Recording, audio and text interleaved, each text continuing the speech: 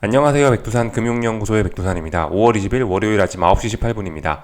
미국과 유럽 증시는 혼조하게 마감을 했습니다. 근데 혼조한 게 아니고 사실상 이제 뭐 상승세가 우세하다. 빠질 생각이 없다. 매도세 이런 건 의미 있는 건 없다. 상승세 유지 중이다. 이렇게 보시면 되겠습니다. 지난주 수요일에 물가지표 발표되고 나서 시장이 이제 급하게 움직이고 있는데요. 이거 나스닥이고요. 일봉이고 이게 이제 지난주 수요일 날 그 물가지표 발표된 이후에 등장한 반응인데 이날 급등하면서 중요한 자리를 저항을 돌파한 척 했단 말이죠. 그죠? 이 저항 돌파한 척 한 거를 이 피로감을 지난 목요일, 금요일에 잘 소화를 하는 모습입니다. 이 급등이 하락을 불러오는 게 아니고 이 급등은 새로운 시세의 시작, 나 더 올라가겠어. 라는 걸로 일단 확인이 되는 모습입니다. 왜냐하면 지난 몇 거래일 동안 여기서 가벼운 조정을 통해서 5일선조차 잘 지켜주고 있기 때문에 그죠? 그래서 일단 더 올라갈 모양인가 보구나. 일단 이런 식으로 보이긴 합니다. 그래서 일단은 뭐 굉장히 낙관적인 분위기 계속해서 더 이어질 것으로 보이긴 보입니다. 근데 일단 뭐 일부 자산들이 분명 약한 것도 있습니다. 약한 친구들은 일단 약하다고 그대로 맞게 대응을 해주시면 될 것 같긴 한데요. 계속해서 고민해보자라고 말씀을 드렸죠. 근데 지금 현실적으로 주말에 이런 움직임들 뭐 이렇게 지금 봐가면서 느껴지는 게 이거 이제 하방의 기회는 이제 당분간 없는 게 아니냐라는 뭐 그런 생각이 좀 슬슬 들긴 합니다. 계속해서 조금 그런 생각이 좀 더 강화가 되긴 합니다. 약한 친구들이 한국 증시죠. 뭐 예를 들면 한국 증시 이런 것들이 좀 약한데 뭐 어쨌든 뭐 지금은 코스닥 같은 경우 잘 빠지고 있고 코스피는 답답한 구간이라서 일단 지금 들고 있는 포지션들을 뭐 계속해서 들고 갈 수는 있긴 있습니다. 왜냐면 답답한 구간 안에 있고 저항을 넘어간 것이 아니고 코스닥은 잘 빠지고 있으니까 기존의 하방 포지션들 잘 들고 갈 수 있긴 있는데 어쨌든 앞으로는 빠지면은 여기서 이제 더 빠진다라고 보기보다는 이제 시장이 지금 굉장히 낙관적이기 때문에 여기서 더 빠지면은 슬슬 하방을 청산하고 어쩌면 뭐 주식 매수 이런 걸 고민해 봐야 되는 게 아닌지 일단 이런 생각이 듭니다. 아무튼 지금 현재 한국 증시는 약하니까 일단은 뭐 약하니까 일단 뭐 저는 기존 포지션 계속해서 들고 가고 일단 약하다라고 일단 봐주겠습니다. 미국과 유럽 증시 굉장히 강하고 또 그리고 뭐 금요일 날 밤에 구리도 굉장히 많이 오르면서 중국도 지금 큰 강세를 보이고 있습니다. 그래서 세계 증시 분위기가 굉장히 뜨끈뜨끈합니다. 그래서 더 이상 이제 당분간 어쨌든 지난주 수요일 날에 물가 지표가 어떤 큰 어떤 변곡 뭐 이런 느낌이 좀 있었는데 거기서 위기가 없으니 계속해서 상승할 듯한 일단 그런 분위기가 갈수록 강화가 되고 있습니다.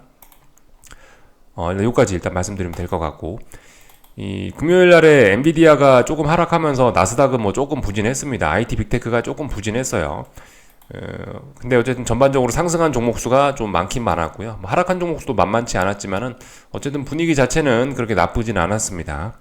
그 밈 주식이라 불리는 게임스톱 이런 거는 3거래일 연속으로 지금 분위기가 안 좋긴 하네요. 하여튼 뭐 이런 내용들까지 가볍게 살펴봤고 이번 주는 엔비디아 실적 발표가 있습니다. 수요일 날 미국 증시 마감하고니까 한국 시간으로 목요일 날 아침에 엔비디아 실적이 발표되더라고요. 나름 시장에 큰 변화를 줄 수 있는 중요한 요소이기 때문에 잘 기억을 해놔야 되겠습니다. 엔비디아는 하락을 하긴 했는데 이게 이제 중요한 저항에 걸려서 그런 겁니다. 중요한 저항에 걸려서 여기가 저항이죠. 3월 8일 장대 음봉이 중요하다라 말씀드렸는데 이 자리가 지금 이 자리가 무거운 저항이기 때문에 여기를 이제 쉽게 넘어가지는 못하는 모습입니다. 또 실적 발표도 앞두고 있어서 그런지 약간 우려를 해서 그런지 여기서 가벼운 조정 조금 하락 마감했는데 의미 있는 하락 그런 건 아닙니다.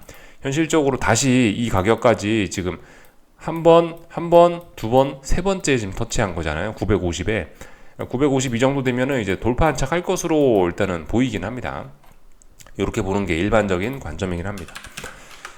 유럽 증시도 뭐 보시다시피 찔끔 빠졌다가 올랐습니다. 그러니까 많이 빠졌다 올랐습니다. 조정이죠, 조정. 더 올라가겠다. 하여튼 지금 상황에서 눌림시 매수가 정석입니다.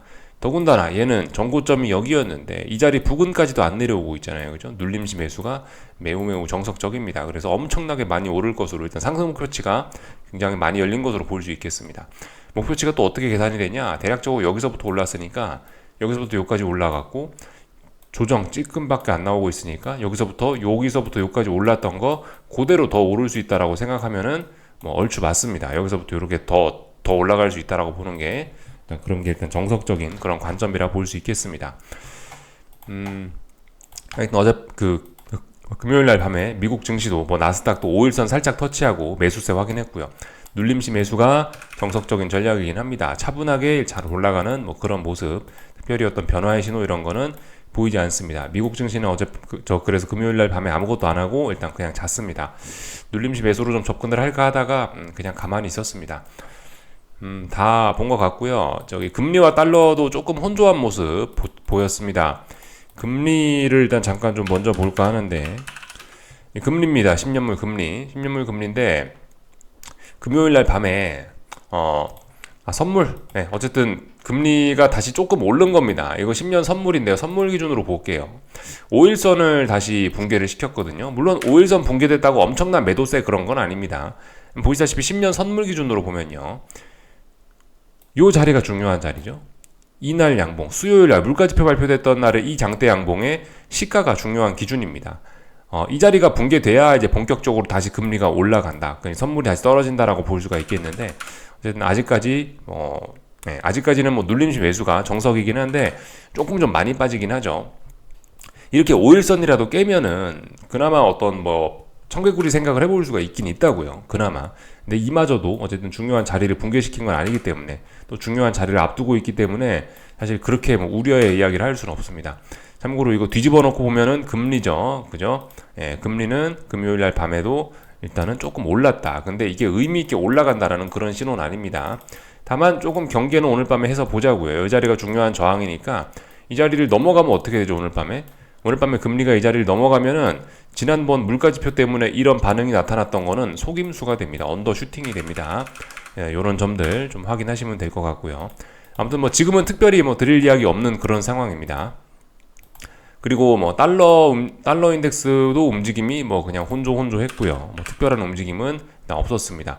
조금 올랐다가 빠지면서 5일선 안착에는 실패하는 모습입니다. 달러 인덱스까지 좀 확인을 해봤습니다.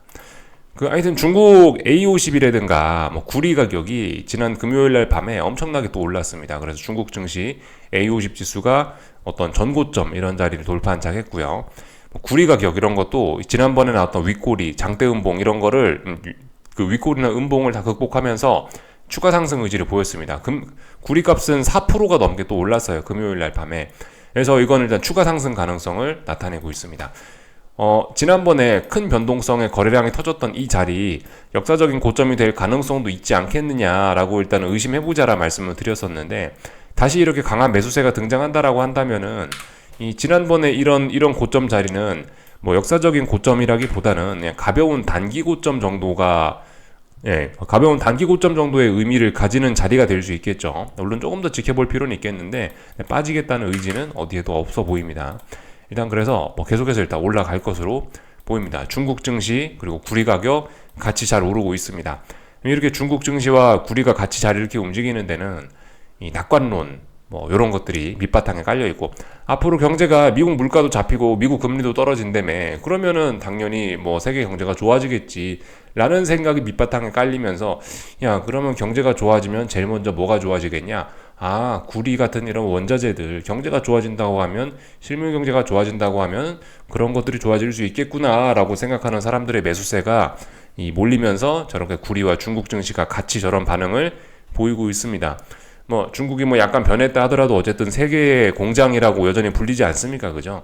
경제가 잘 돌아가면 세계의 공장이 또 잘 돌아갈 수 있으니까 중국 증시와 중국이 구리를 또 많이 끌어다 쓴다. 뭐 그런 식으로 해서 지금 구리 시세와 중국 증시가 움직이는 것 같긴 합니다.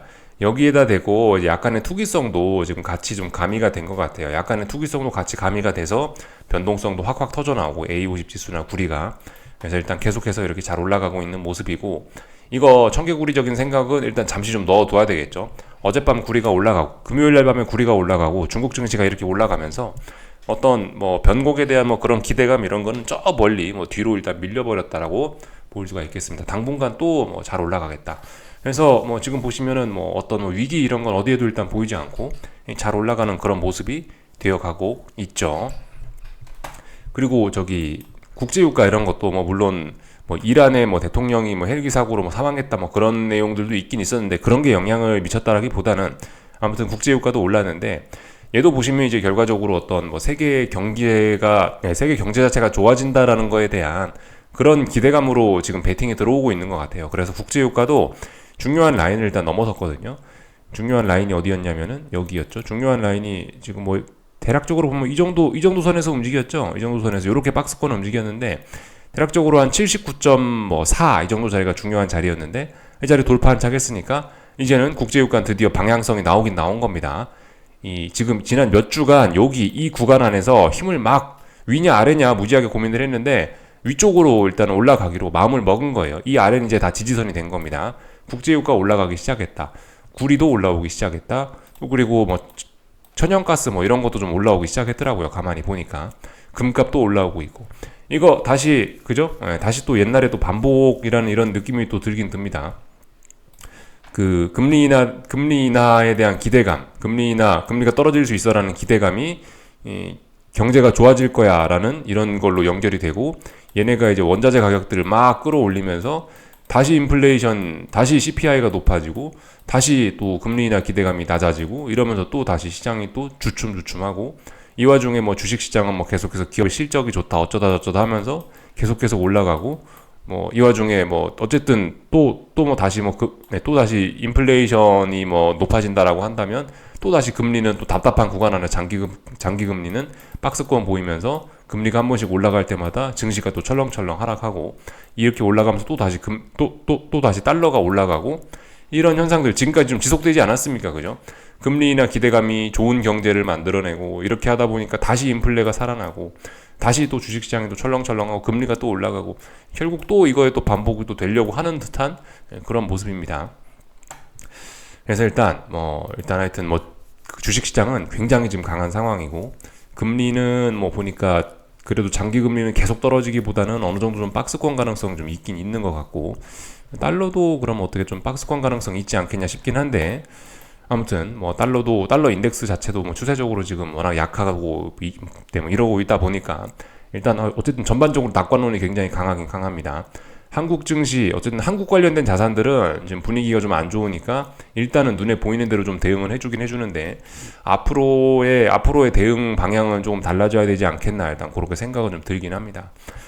그 달러 들고 계신 분들 일단 뭐 조금 더 들고 갈 수 있겠죠. 만약에 오늘 이런 식으로 오늘도 이렇게 상승 마감한다. 그럼 들고 가면 됩니다. 만약에 이제 그러니까 그 달러 들고 계신 분들 잘 보셔야 돼요. 계속해서 달러 들고 계신 분들 중장기적으로 달러 들고 오신 분들 언제 팔지 고민하고 계실 텐데 일단은 이렇게 뭐 상승을 한다라면 굳이 팔 필요는 없겠죠. 잘 보시다가 예를 들어 오늘 얘가 음봉으로 전환된다거나 오늘 반드시 팔아야 되는 조건은 얘가 음봉으로 전환되면은 그러면 반드시 오늘 중에 팔아야 될 것 같습니다. 근데 뭐 예를 들어 오늘 이렇게 상승 마감한다거나 아니면 어떻게 해서 5일선을 또 돌파 한착한다. 그럼 오히려 뭐 달러를 더 사야 될 수도 있습니다. 단기적인 측면에서는요. 하여튼 그래서 일단은 뭐 달러는 이렇게 상승 마감하면은 들고 가보자. 뭐 이런 이야기입니다. 코스피는 답답한 구간이니까 뭐 여전히 반등시 매도 전략 하자면 할 수는 있는데 일단은 뭐 세계 증시가 워낙 강하니까 답답한 구간 안에 있으니까 일단 뭐 한번 지켜는 보자고요. 어떻게 될라나. 그 10시 반에 중국 증시가 열리는데요. 그때 이후로 또 어떻게 한국 증시가 한번 또 움직일 겁니다. 그거 좀 한번 잘 보셔야 될 것 같아요. 언제였더라? 5월 16일 날도 그랬어요. 사실 5월 16일 날도 이 한국 증시가 코스피가 잘 버티다가 중국 증시 개장하니까 그때부터 급락이 쏟아졌습니다. 5월 16일 날 중국 증시 개장했을 때 첫 봉이 장대 음봉이었거든요. 그래서 한국 증시도 좀 주춤했었어요. 이때. 지금도 지금도 중국 증시 아직 안 열었거든요. 10시 반 개장이니까 중국 증시 개장하고 나면 특히 지금 중국 증시가 변동성이 크다 보니까 중국 증시 개장하고 나면은 어떻게 한국 증시에도 큰 영향이 있긴 있을 겁니다. 일단 그런 점들 봐가면서 좀 움직여야 될 것 같고요. 하여튼 중요한 저항은 어디죠? 여전히 이 자리입니다. 지난번 이제 장대 음봉 5월 9일 날 음봉이 좀 그래도 의미가 있을 거다라고 말씀을 드린 적이 있는데 이 봉의 시가가 좀 중요한 자리겠죠. 정확한 자리 말씀드리면 376.4인데요. 뭐 이 자리가 어떤 중요한 기준으로 보시면 될 것 같습니다. 그 자리를 안착하지 않는다면은 여전히 일단은 아래쪽으로 그래도 조금 볼 수는 있다 이겁니다. 지금 보시면 이 376.4를 종가상으로 제대로 안착한 적이 없죠. 가만 보시면요. 이 자리 지난번에도 안착에 실패했고 예, 그죠? 그러니까 어쨌든 아직까지 이 자리에 안착한 적이 없습니다. 이 자리는 아직까지 어떤 생명력이 있는 자리이긴 한가 봐요. 그러니까 그런 저항을 기준으로 해서 일단 보면서 좀 대응을 하는 게 좋을 것 같습니다.